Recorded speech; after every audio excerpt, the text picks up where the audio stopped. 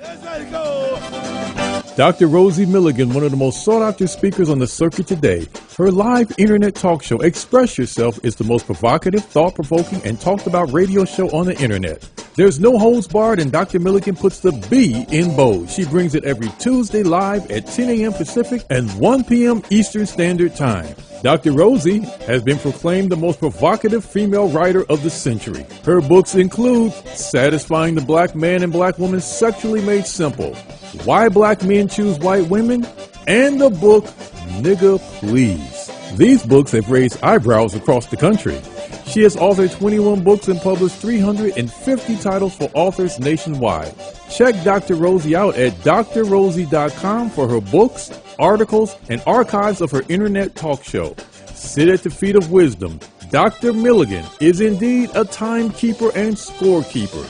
She is the clock, calendar, and almanac for Black America. You need to hear her.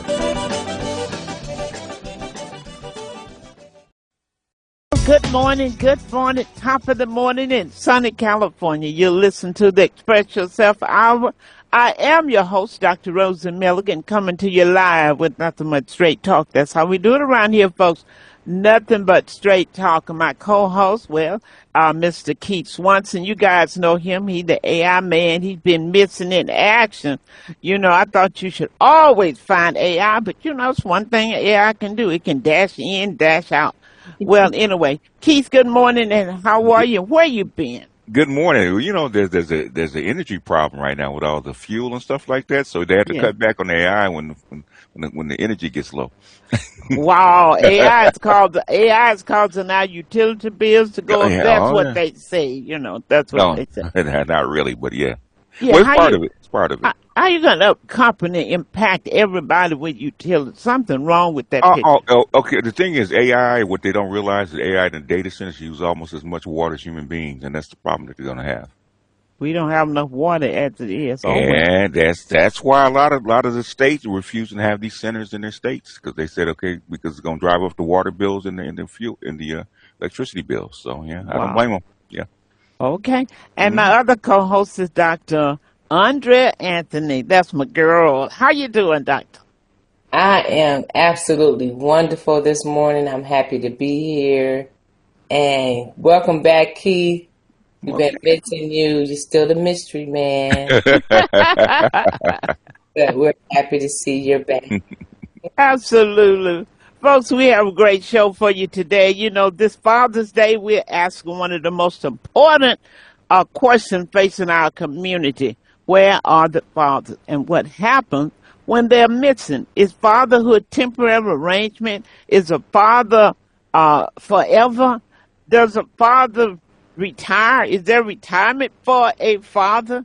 And we're going to be joined today in a good conversation with Mr. William Denson, who is the founder of A Father Forever. So we're here for a great conversation coming up pre-Father's Day. I think Father's Day is what? Next Sunday? Not this Sunday, but the following Sunday. Yeah, the following Sunday. So we want to get this conversation stirred up. We want people to understand the importance of a father, not just for a man. God created man and woman. So if you have children, somehow society have had us believe, well, every daughter need a mother and every son need a father. Folks, that's not how it goes. They need both. They need both. So we have to come to the realization we cannot adopt to what society holds as true to be beneficial. So good morning, Mr. Denson. How are you today?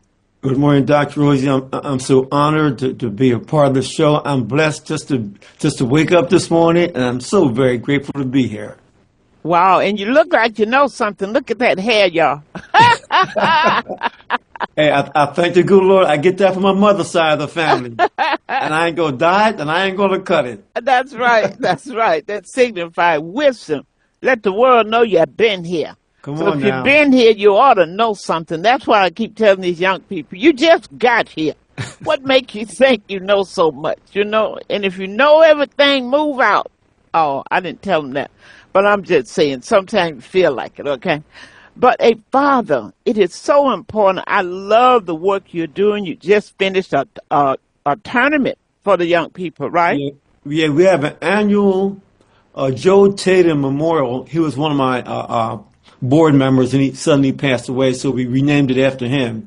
At Maggie Hathaway, we make it a point. That's the Jesse Owens Park. We make it a point to keep it in the community instead of going to other places. I put it that way. Okay. They just put $10 million into the golf course, and it looks absolutely gorgeous. And we call it our family golf day, our annual family golf day. It's the 20th year that we did it. So we're going to continue to do it until we can't do it no more. And I did an Instagram post, and it was such a great post. I've been getting a lot of responses from the parents, and the family day means the mothers also. It's the whole family situation. So, but a father forever, we just have this mindset that we have to get on board and do what we can for a family. Wow, and that's just one of the events that we have annually. I am really impressed with what you're doing because it's time for us to really confront this Father's Day, Mother, and really look at what happens today and why it matters more now than ever. Having the father matters more now than ever. So we need to really take a look at it, take it serious, and get past all this craziness that, I can do bad all by myself. I don't want to do bad, period, whether I'm with someone or by myself. So we're going to have to understand how we can coexist. Even when we have some differences, we have to find a way to coexist. So tell me why you started this A Father Forever. Did you have a father in your life? I'm so fortunate, so blessed to have a father my entire life. He just passed away a few years ago at the age of 97. Wow. And just to let you know how much he meant to me, my father was the best man at my wedding. And I'm from Pennsylvania, so when I called back home, I said, hey, man, I'm getting married next year. I said, I want you to be my best man. He said, what? Are you serious? I said, hey, it's a no-brainer. I said, you're my hero, man. And I've learned so much from him because his father passed away when he was 10 years old. And there's men in the community, his grandfather had passed, but there's men in the community that took him and his brothers under his wing. And that's how he was able to manifest the things that he did. But, I came out of California, and I was in the military. Once I got out to the military, I came to California, and I was a mailman at one time, and which was not my cup of tea. So I ended up leaving the post office, and I went into teaching because I was coaching. I was coaching baseball and basketball, Little League at the young age and all that. And what bothered me tremendously was the mothers, the grandmothers, or the grandfathers would drop off the kids for practice. And I'm saying, where's Dad, man? Where's these guys at? And at the games, mothers, aunties, grandmoms, maybe a couple uncles here and there, but very few fathers. And that kind of, that didn't sit well with me, I'll put it that way. So I went into teaching. So I was taught first grade for 2 years, which was a tremendous, I was 50 years old when I made that career change. But I learned more from them than what they probably learned from me because all they wanted to be was to be loved. The majority of them did not have a father. I mean, I was teaching over at Hyde Park Elementary, which is considered, a tough little area over there. And the teachers, they would ask me, hey, we're having problems with these kids, especially boys. Hey, can we send the boys to? I said, send them all to me. I talk to them, man, and I spend time, mentoring them, talking to them, telling them how important they are.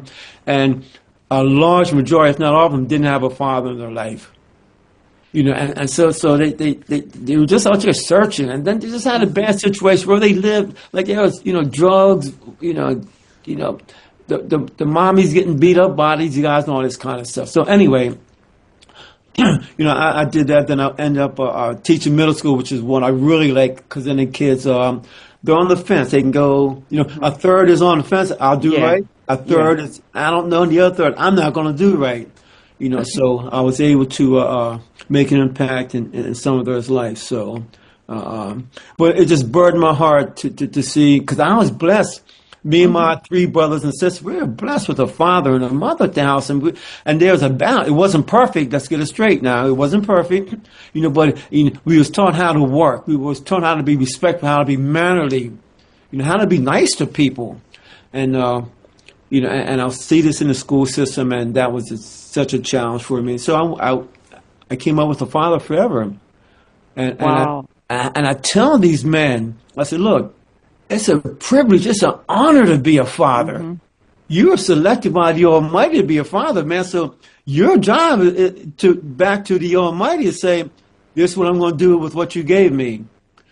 And so Wow. many men, for a number of reasons, it could be economic hardships, it could be incarceration, it could be the majority of them, they didn't have a father. So how do they know how to be a father? And they didn't take the time.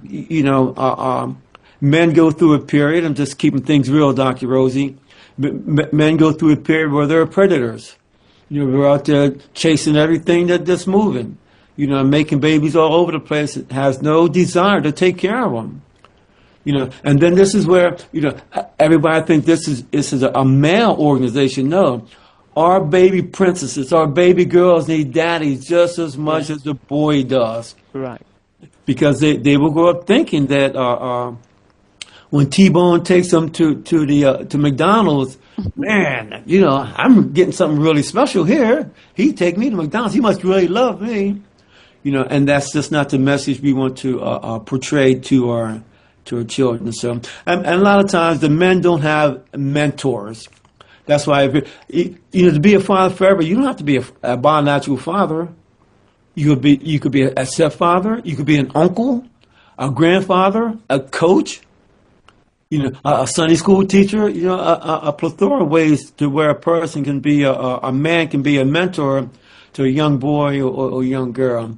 And, So that's what's missing in our communities, really, are the mentors. And that's why I always say to women, when you have those men, sometimes from your church or organization, then when they want to mentor your son, don't you step in the way. They ain't looking for you, so don't be trying to tempt them because you need a man and bring him into your space. Because I've heard that happens many times when men are trying to work with the boys, then the women are kind of flirting around. So don't do that. Don't mix it. But I think by the fact that you had a great father, I can see how that motivated you. You understood how important it was to have a father in your life because you all saw other kids who did not have a father. absolutely. And that made a difference. So I'm really glad that the path that you're on, because it is so important. We always talk about, we have workshops, we have conferences for women. We're always trying to figure out how to build the woman, but we have not put that energy into building that man that woman hoped to meet someday. What's your take, Dr. Andre and Keith? What's your take on this? Well, I would Uh, Go ahead. go ahead, Go ahead, Keith. Dr. I was going to say, because since I have to work with a lot of guys, what I'm noticing, and I've worked with women too. Okay, what I'm noticing is that it's not only that the boys that need a father. Okay, the Mhm. women need their male energy. That's not going to interfere. That's not Yes, going when they sir. get a that you teach. I'm sure you've seen this. Okay, um, and the thing is that this country is taught that that Uncle Sam could be your baby daddy, and that's not the Hmm. case. Okay, because Uncle Sam is not a father. Right. Uncle Sam is a check, and you think a check is the father. Check is not a father. And after the kid gets to be a certain level, the kid gets to be 6, 7, 8, like first grade. Okay, you start noticing that. Okay, you need masculine energy because there's a difference between a man's love and a mother's love. Hmm. And the mother thinks that her love is all encompassing. No, it's not. Okay, there's a vast difference between the way a man shows love and the way a woman shows love. And they not only do the boys see it and the children see it, but also the woman sees it too. That's like when a woman sees her a man mentoring her child and a child starts to get a response, she wants some of that too. Wow. And I'm sure as a teacher he saw that because Yes, I'm sure sir. he got Yeah. approached. Okay, my son and my child is responding to you as a man, and I need the same kind of masculine energy that my child is getting. Wow. Okay. Dr. That's a Andre? fact. Mhm. Yes, so I will, I was just opening up, taking some notes, being prepared. Thank you so much for the work that you're doing and It's my privilege. having an organization that, champions fathers and the impact that they have on our children. I do want to say that at this present time, we have a child in our home that is in foster care. And thank God everything is working out. Hopefully by the end of the summer, he'll be returned to his mom. But this baby has been in our life since he was born. So our home has always been his home. And it will continue to be his home, and we will continue to support his mom. But one of the things that we found out along the way, well, we didn't find out, when it happened, but his dad is in prison and will be there until probably at the end of middle school for him.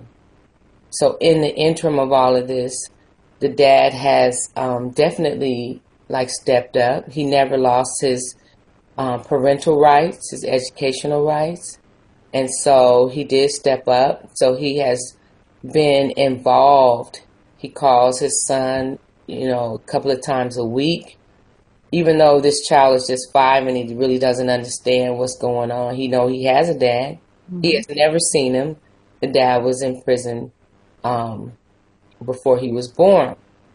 So I commend this dad, and we are working with him to keep him connected to his son. And on our part, we'll do whatever we can.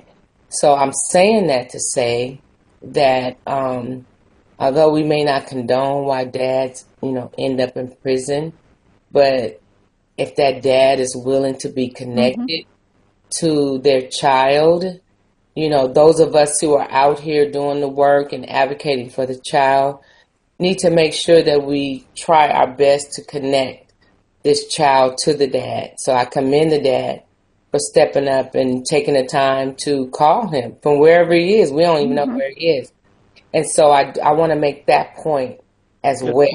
point. We may not agree with why he's there, but I commend his mom. She's very young. And she said, bottom line, she said, that's his dad. And I'm not going to interfere with anything that, that disconnects him from being in a relationship with his son. I do think that there are a lot of mentoring opportunities out there for boys and girls who, who do not have fathers in their lives. And there's a lot of people that's stepping up to the plate.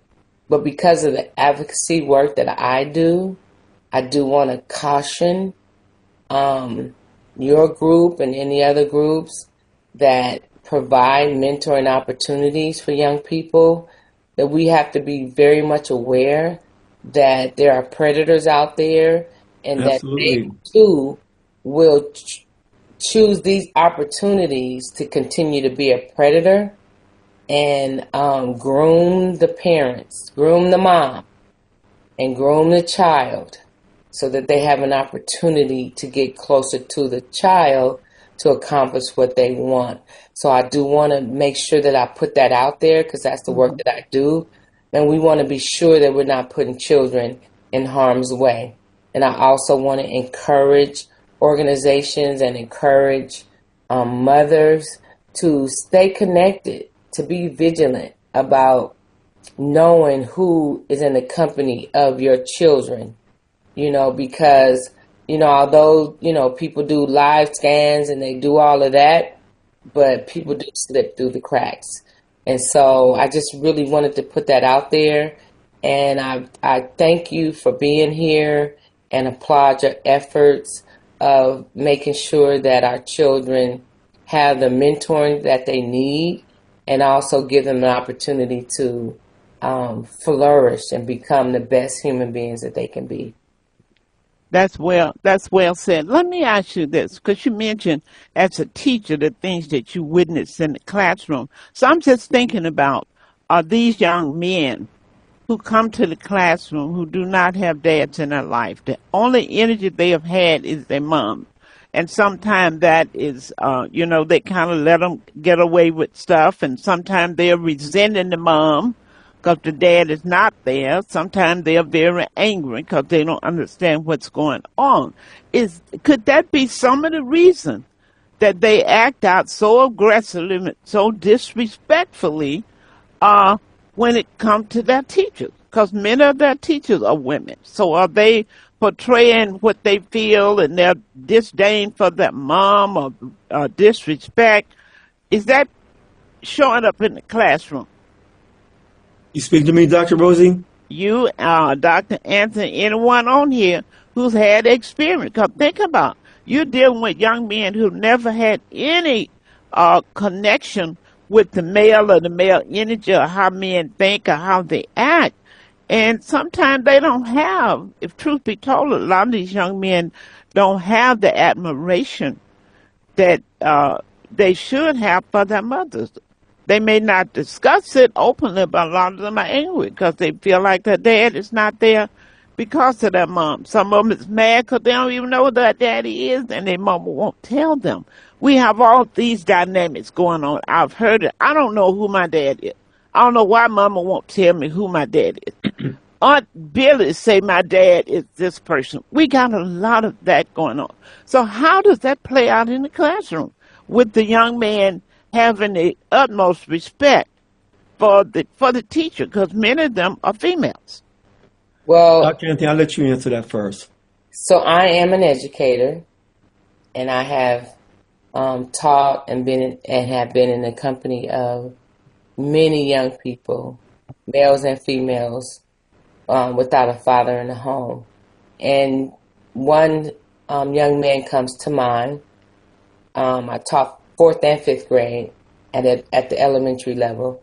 This young man was in my classroom, had a lot of behavior issues, and one of the reasons why is because his dad was in and out of prison from an early age.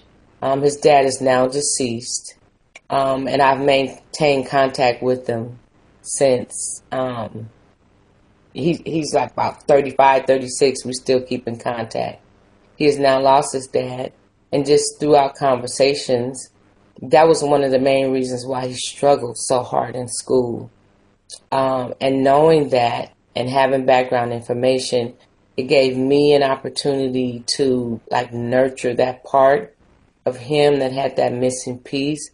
And that's important. And unfortunately, there's not a lot of teachers who can relate or react or respond to a child that's struggling with that in his life.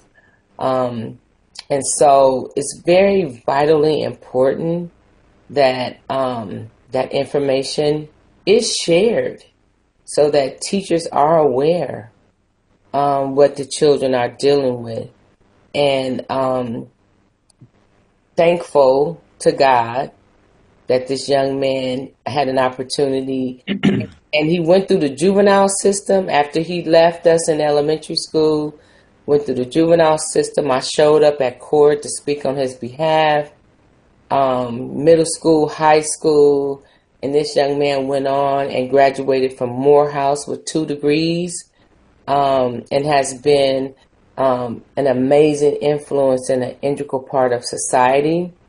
He is now a dad, but I will say that he attributes that to the nurturing and the care that he received, not just from me, but in elementary school, just from different people along the way. So that's vitally important that we understand that our children are struggling. They do have behavior issues, and it really takes a knowledgeable and a strong individual in the educational system to recognize that and not just label our kids as having behavior problems. And in my tenure as a teacher an administrator, a coordinator, I often told my teachers that children do not wake up and come to school and say, go to school and I'm going to act out. I'm going to go to school and I'm going to have a fight. I'm going to go to school and I'm going to ditch. You know, they don't wake up every day saying that that's what they're going to do. But because of their environment, because of what they're dealing with mentally and emotionally, those things just happen to them.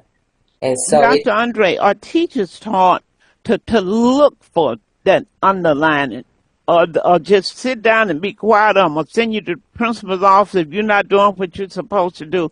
How much education do they have to deal with the social ills of the population that they're dealing with? Zero. he's holding up 0. But Zero. I will say that through the programs and the master's and the doctorate degrees, there are classes that do address behavioral issues. But my thing that I've always said, you know, anybody can go to college, get a bachelor's degree in education, get a master's, get their credential. But when you're in a classroom and you have 20 to 30 bodies sitting in front of you with multiple personalities, with multiple issues, no school, no program, no university can prepare you for that. It really takes that individual to do their homework and to be passionate about trying their best to serve the students that they have before them. Because no book, no curriculum, no training in the universities can equip you for that. It's like a boots on the ground, being in the situation that will prompt you to want to do that. But to answer your question, yes, there are courses that address behavior issues, how to deal with those issues. But the bottom line is every child that sits in front of you, they don't fit the stereotype that's written in these curriculums to prepare you to teach them. You know, that's why I've always said education should be geared on a demographic level. When you're in a system where 2/3 or a third of your students are coming from foster home or from broken home, something needs to be included in those curriculum to address the needs of the community where the educational system is serving. Do you guys agree? Absolutely. 100%. And that has never been done. It's like one size fit all. That's why our children are left behind in educational matters, because their psychological, sociological aspect of dynamics that's taking place in their life has never been addressed. And until that happens, until somebody brings that up, Yeah. we're going to keep repeating the cycle of what we see, and it hurts. The thing is that the educational system is geared toward the white female. Hello. Oh, I got a witness. Okay. Hello. I was just talking because my daughter, she's Keith, teaching. you always starting mess. Okay, But it's good mess, Dr. Rosie. It's good mess. Okay, I was just talking to my daughter, who's a elementary school teacher right now. Okay. Okay. We're just talking about the same problem, especially black boys. Okay. Mm-hmm.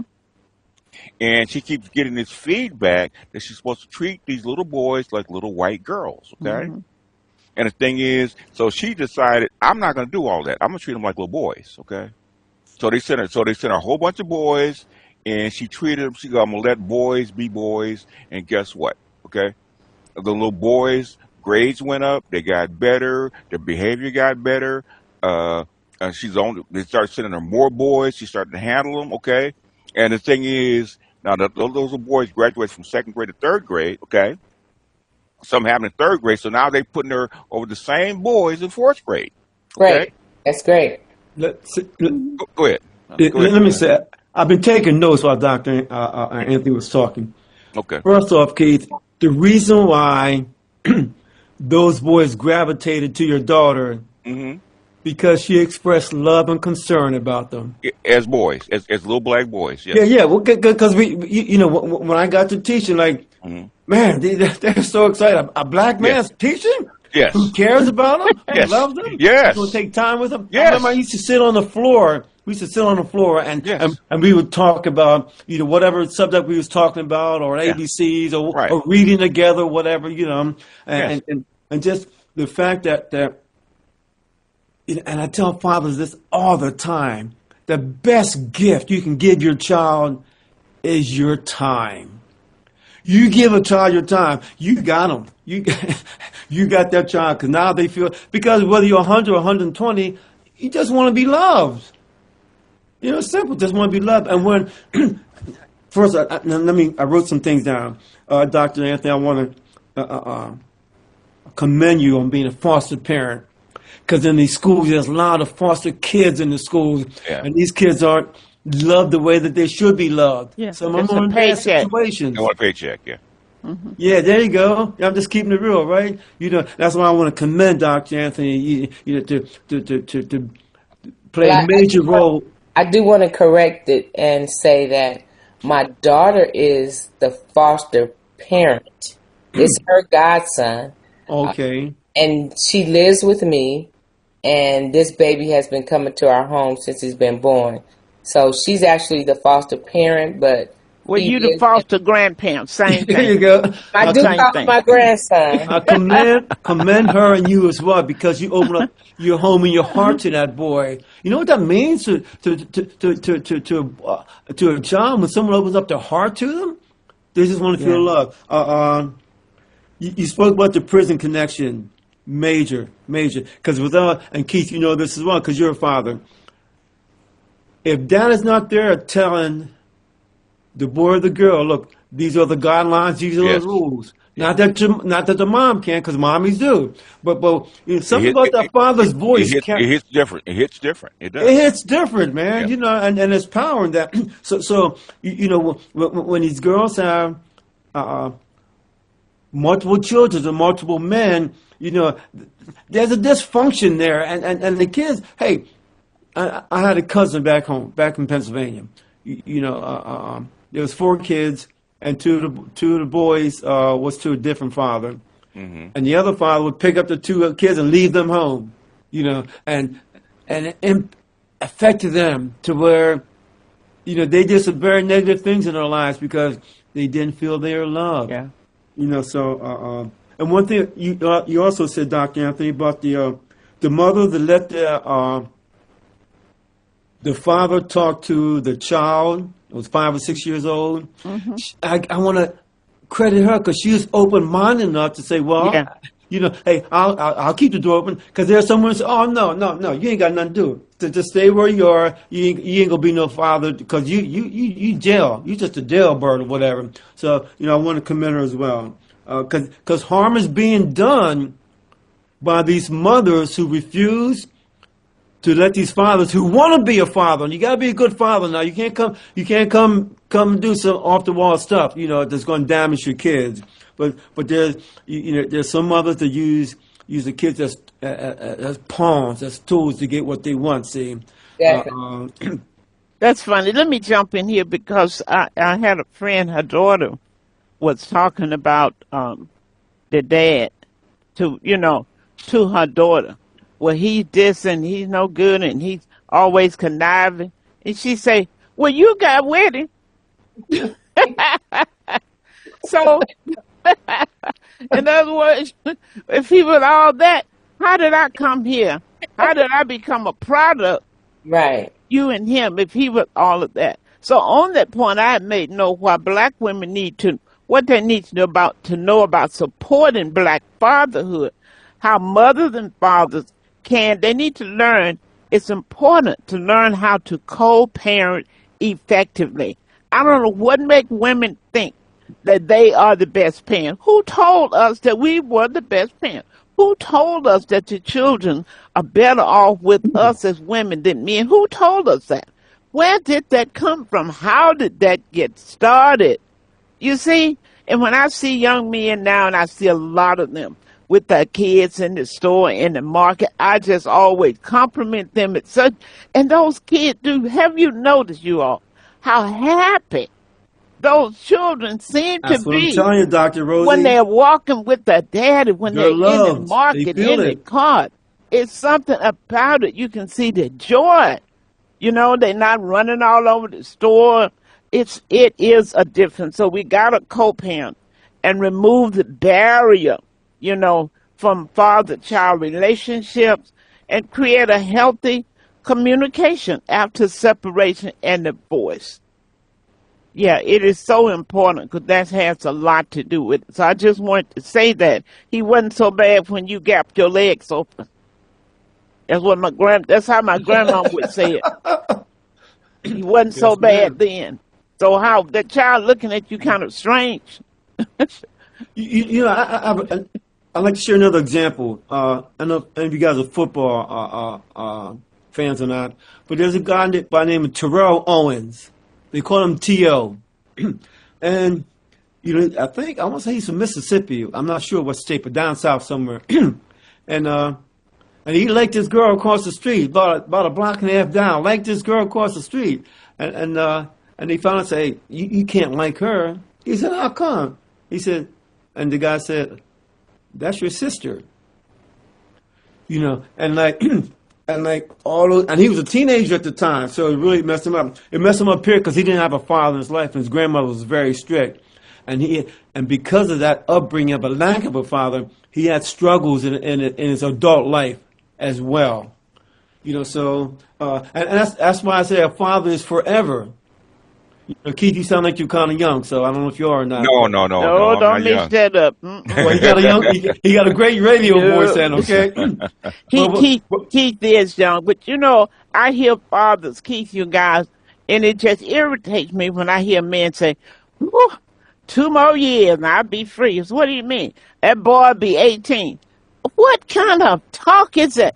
Have you guys heard that? I can't I, wait 6 more years. I've Yes, heard it, and I I heard understand. that. I heard it, and I understand it. How you first hand, understand Rose, it, Keith? Dr. Rosie, first hand, I grew Wait, up. I want to know how Keith understand that foolishness. Because it's not the child, okay? It's the people that Oh, are he on trying the to child. get away from the. He tired Yeah, of dealing with the mother. You're dealing with the mother and the grandmother and stuff like that. That's what it really is. Oh well, I'm glad you brought that up because I was Well, about well to take the out a good thing. baseball bat. The good thing about that, once that child becomes 18 years old or 19 or 20, they're either going to college, getting a job, or whatever. And And and what's it, that? and it, and But it, you and it, still a father forever. Wait, it doesn't. Well, Dr. Rose, take it from a man that has sons that got 5 grandsons. It doesn't matter, okay? This kid's gonna be with you anyway. They're not going anywhere just because you say you'll be glad when they get 18. They don't go nowhere. But some of them say it in a vein as if I don't have to be He bothered with them anymore. he Kids need you more when they get he 18 than they he did when you were he 3. That has he a lot to he do he with he child can support. That has a well, lot to that's do that with child. some of that is a problem. Okay, the thing is, you can say anything you want. I'll be glad when they get 18 and they get grown and get their own family. My son is 40 years old. Okay, doesn't matter. They're gonna still be with you. You still being fathered. He's still gonna be If father. they Yeah, need you, you still there, they right? gonna still come. They gonna still find you. Okay, it doesn't matter. It never stops to you to put you in the grave. Okay, don't. and the reasoning is because you have walked a path that they have not yet walked into. Hmm. And if they're smart kids, they say, hey, like I tell my son all the time, I say, man, run things by me, man. You don't have to do what I say, but just run things by me. I give you a different perspective. You know, so I like that, which is you don't have to do what I say, but just run past. That's a good line to because let them know. I tell all three of my kids, I say, look, you can't come back and tell me, well, Dad never told me that. I got 2 girls and a boy. Well, Dad Hmm. never told me. No, I did tell you that, but you Hmm. chose to do this. Yeah, exactly. Don't say you didn't know. And you know what they know is because that look on their face when they walk in, you know Hey, they're not man, it's a wrong. look. It's a key. It's a look, It's a man. look. He said, okay, One word does not have to be said. And one word that had to be said. Well, you have Exactly. to let them know if you mess up, it's okay. We can still talk about it because I messed up. I think There you these are the go. conversations we need to have. There I you didn't go. always do what my parents told me to do, Mm, and it mm, didn't end in a good way. So that's going to happen to you, but let's come back and talk about it.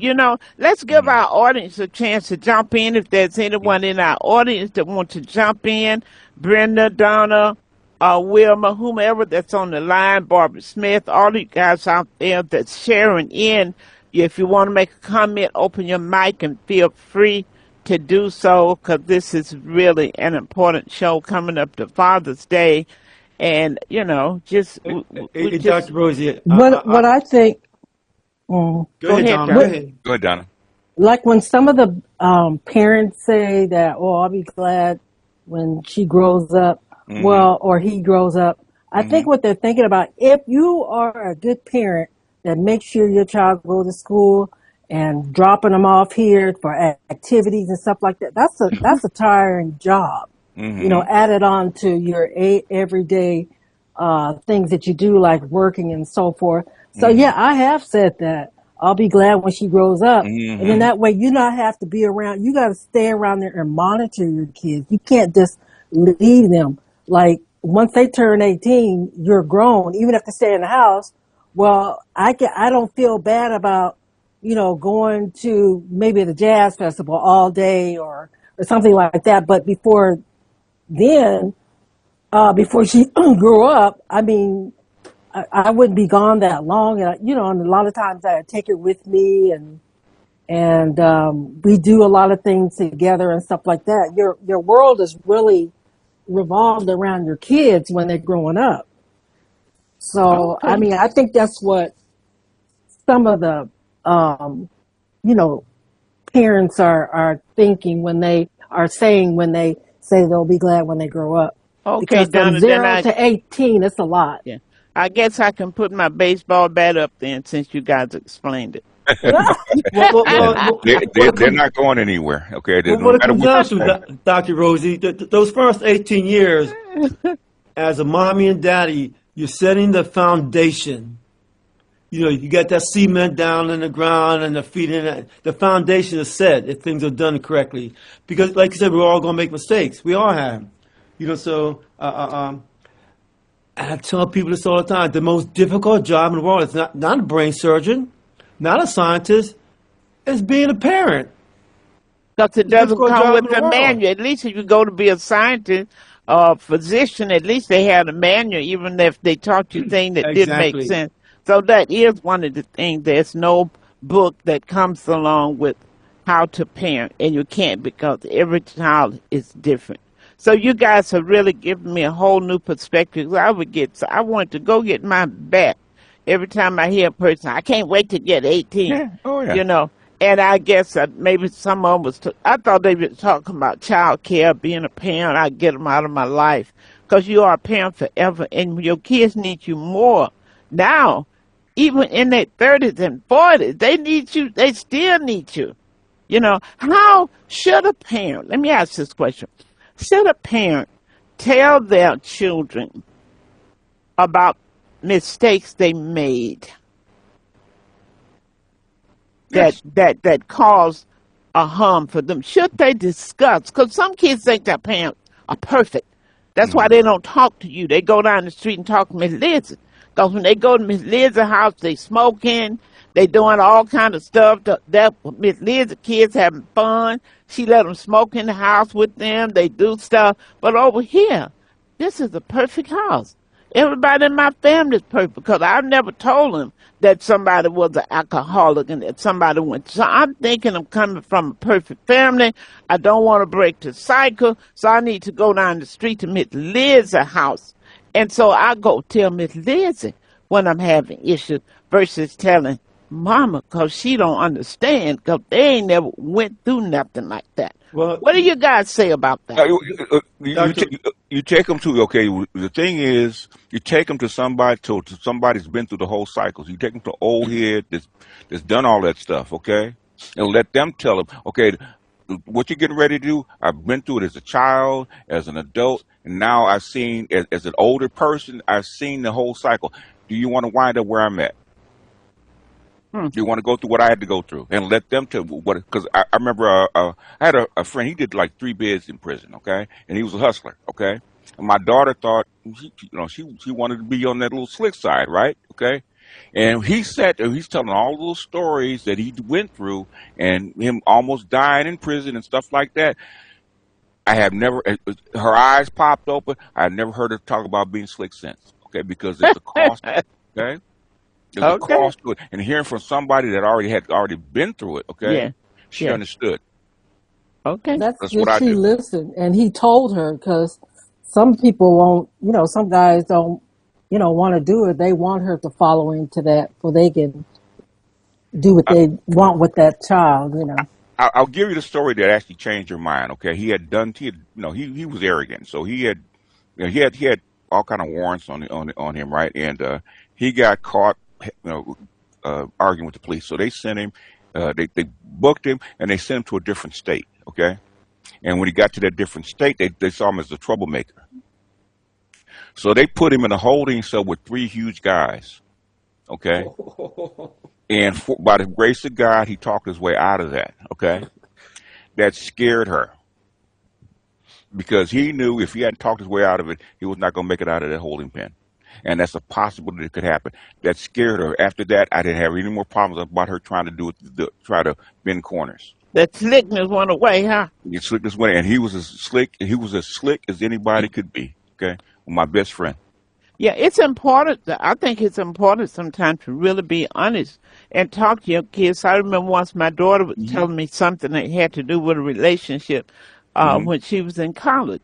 And Mm-hmm. and she laughed about it today. She said how much that helped. I said, girl, everybody been made a fool out of. Mm-hmm. There you go. Oh yeah, You, at you least know, Dr. once. Rosie, I think, from my standpoint, with the children, is being transparent. Hmm. When you're transparent, nowadays, oh, okay, well, Dad wasn't Superman, or Mom wasn't Superwoman. Like Hmm. they're human, just like we They're Yeah, are. humans. They're I can humans. talk to mama. She Mm-hmm. Yeah, understand. yeah. Yeah, And there's always an auntie and an uncle that is special that a child can always talk to also. Yeah, that's one of the things that I did with my daughter early on, probably in middle school. I don't know, maybe elementary school, I'm not sure. But I did understand that children sometimes feel uncomfortable talking with their parents about Mm-hmm. Yeah. disclosing or asking for advice. Mm-hmm. You see their parents in a different light. So I just told her, I want you to talk to whoever you feel comfortable talking to, and I'm not going to feel no way about it. I just want you to be able to talk to somebody that you trust so that you can talk something through, get advice that you think you might need. And I just made an effort of surrounding her with hmm, good people that who could That's be the honest key. with her Yeah. and expose her to people who, like me, just trying to be the best person that they can be in society. But that's I key. knew that people struggle. And so, she had grandparents, she had family, I had good friends, so she was exposed to all these people. And so I just wanted her to know, like, if you don't feel comfortable coming to me, I just want you to talk to somebody. You wasn't like that, mama. If you can't talk to me, you don't talk to me. I'm your mama. I brought you here, and I can take you Yeah, out. no, You wasn't that kind of mama. no, But see, once again, that she wouldn't. Hmm. The children just don't want to go to their parents about everything. And But I, even when they tell you, your family member tells you something that your child have said, you should never let that child know. You find other ways to work around. You never go back. Well, Aunt Barbara said you did this and that. So I'm saying to parents, don't ever do that. You right. violate the trust with your child talking to anybody. You do not tell them your conversation with that other person. You can find out how to intervene without ever knowing that you had a conversation. And I think that's how it should be. And Dr. Rosie, now by Dr. Anthony telling the children to talk with someone that they trust and that they know and all that, that's another expression of love. Hmm. But by giving them that leeway, by giving them that that rubber band and stretch yourself out, to people who we trust and who we love, because they will provide something that we may not be able to provide. Yes, exactly. Absolutely. Let And me I come. want her to know that, I won't be offended. Yeah. I'm not going to feel no kind of way about it because I know, growing up myself, I didn't really have a lot of people to talk to. And so I just wanted her to know, like, don't hold it in. If you need answers, you have questions, you have Right. several people that you can go to. Whether I find out or not, I just wanted her to know, like, go to whoever you need to go to get the help that you need. Thank you. We're coming back up, as we know, with Father's Day coming up. So we really want to leave with everyone that's listening. We really want to always remember to teach your children how important. So when they grow up, you may not always be with them. So these conversations should be embedded at them at an early age that father is important. You can't wait until they get married and start having children before you have these conversations. They need to know all along about the family dynamics, the roles of the family. That's one thing a lot of young people are missing today is they're missing the fathers and they're missing the grandmother. Because you got folks who talking about they ain't a grandmother. I don't care if you're 30. If you got a child with a child, you are a grandparent. And there is a role that you have to play. So I think we need to start at an early age talking about the family dynamics, the role of the mother, the role of the father. That's not a conversation that's had in most homes. So kids growing up not knowing what to expect from a father because they didn't have one, but they still should know. They should know what the role of the mother should be, what the role of the grandmother, how you relate with your siblings. I think that part is missing from the family equation. What you guys think? People just grow up just It's a puzzle. I put it's the pieces of a puzzle. And I never forget, I had my grandson when he was about 2 years old, whatever. He was on the floor putting a puzzle together, right? The big piece, but only about 8 or 10 pieces, and one piece was missing. And I said, hey man, well we know we're done because we can't find the other. No, Papa, no, it's not finished. It's not right because we're missing a piece. And we looked under the sofa, it was on the sofa, but that's where that father comes in at. That father's that missing piece. And unless that piece is totally together, then there's going to be some problems there. And a child, and it's very difficult for mothers, well, mothers cannot be mothers and fathers. They can do the best they can, but and I'm just big on our father responsibility. I want to say this one quote that I wrote down, Dr. Rosie. A child never outgrows the need for a father's love. And a father never outgrows the responsibility to love his children. That's great. Yeah, And I do want to add, and I just want to encourage and commission mothers who possibly are in a relationship, whether married or not married, and then in that union a child is born, and then the relationship does not work. I want to encourage, and I'm saying this to anybody that's listening, although the relationship did not work between the two adults, that child deserves to have both parents in their lives. Mm-hmm. So however you need to make it work, like you need to not discount that there's another parent involved in this equation. And I basically did that myself with my daughter. Our relationship did not work, but that was her father. Mm-hmm. And so I wanted to make sure that he was a part of her life, no matter what. Like, no, we didn't agree. We didn't get along. I didn't like what he did. He didn't like what I did. But at the end of the day, it wasn't even about me anymore. Mm-hmm. It was about the fact that that was her father. So I wanted to do whatever I can to make sure that he was a part of her life. If you don't want to pay child support, whatever, the bottom line is I knew she would be taken care of whether you did that or not. And so the most important thing to me for my child was to make sure she had a relationship with her father. And as time went on, like she's 28 now, and they have a great relationship. And, you know, we never got together. We never got married. We never reconciled and none of that.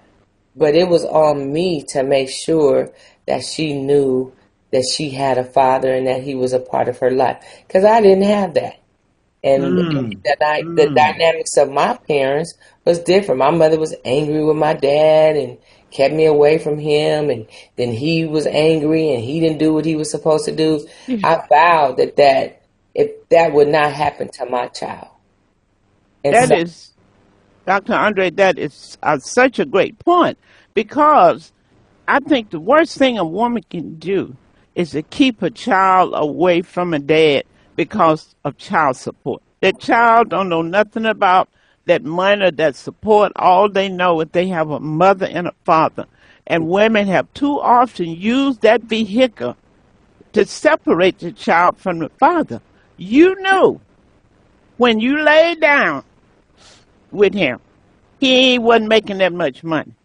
You knew he didn't have enough money to take care of two households or to pay for anything. right. But you chose.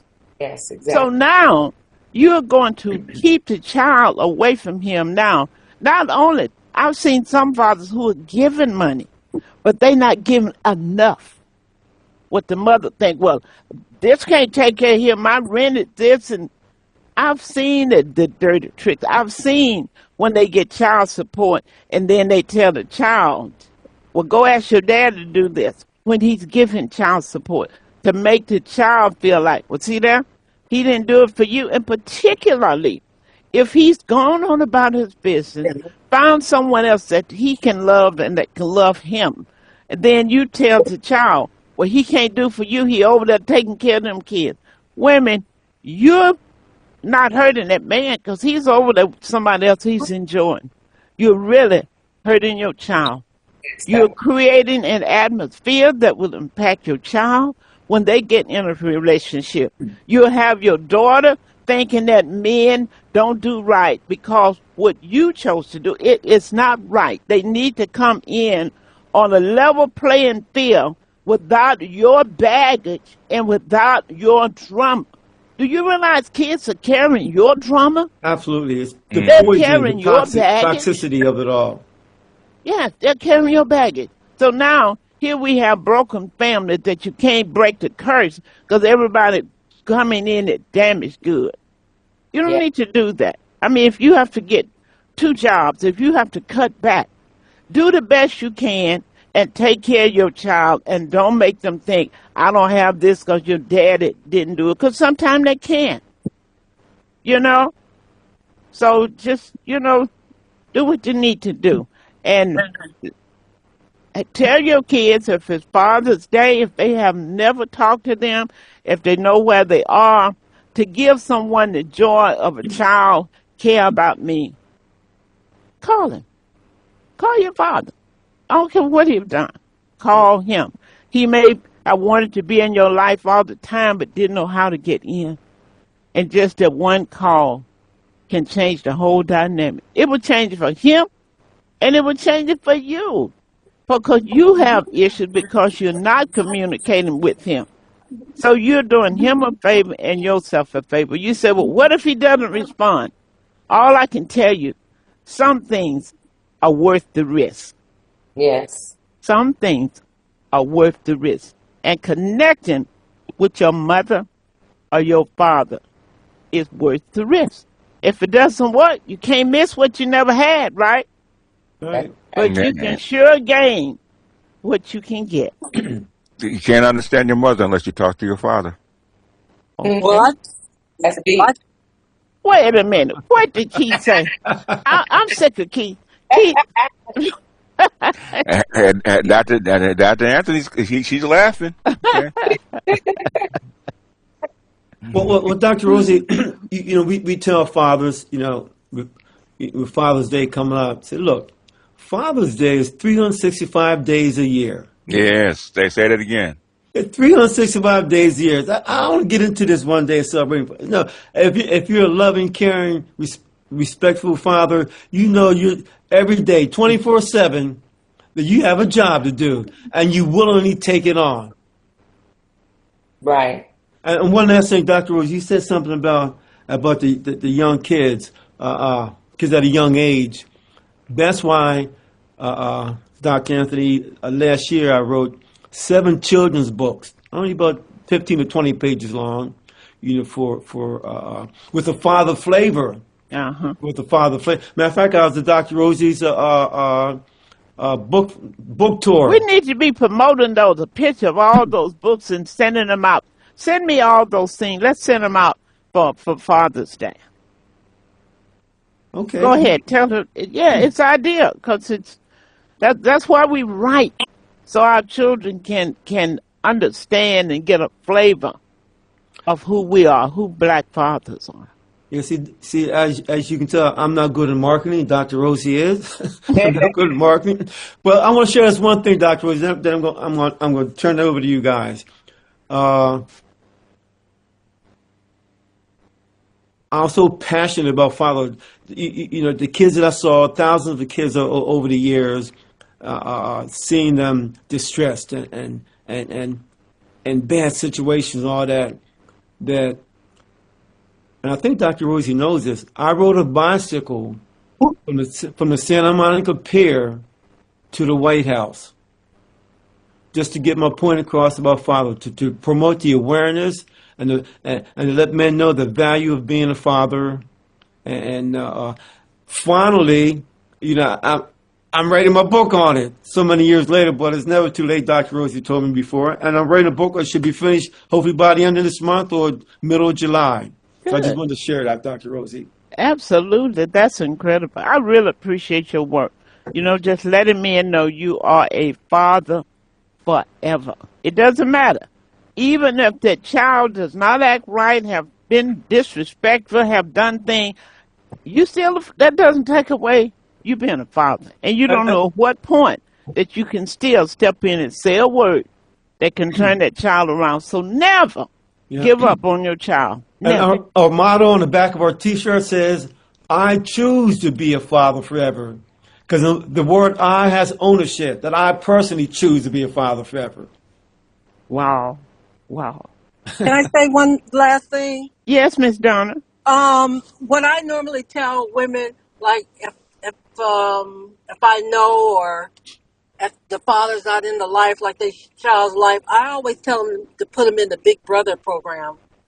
And there's not a lot of Black men who um, volunteer their time, and I always tell them that it doesn't matter what color the person is, just let them be with that person, and whoever takes it means a lot when somebody takes time with your kid, and it's a good organization.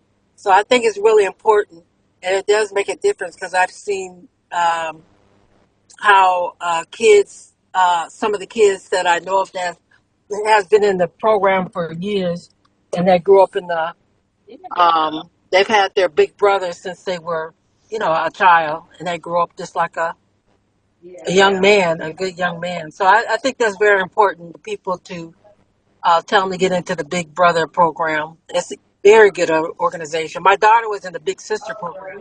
She liked it a lot. That's good when we can place our children in an environment that can help them. Cause you can't do everything. You cannot be Right, everything to your child. You got right. women talking about I'm the mother and the father. You ain't no mother and no father. You can be a good mother. That's all you can be. But I've heard them say to their children, I'm your mama and your dad. You're not that.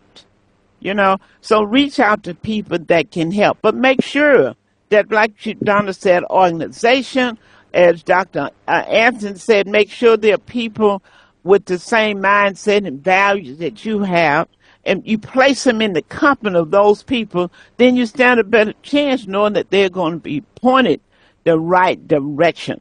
So, Yeah. folks, just remember as we close this show, our fathers are important for your girls as well as your boys. I was reared by my father. That's why I'm so tough. That's why I am the bum. Amen. That's why I feel like I can walk through brick walls Because my daddy told me I could. He said, you can do anything you want to do.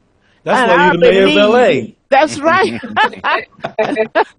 I believe everything my daddy Because your said. daddy told you. He told me I could do it. So now, look, I'm 80 years old. He's been gone for years, but I'm still. It's embedded in my self consciousness. Folks, Amen. hear me now.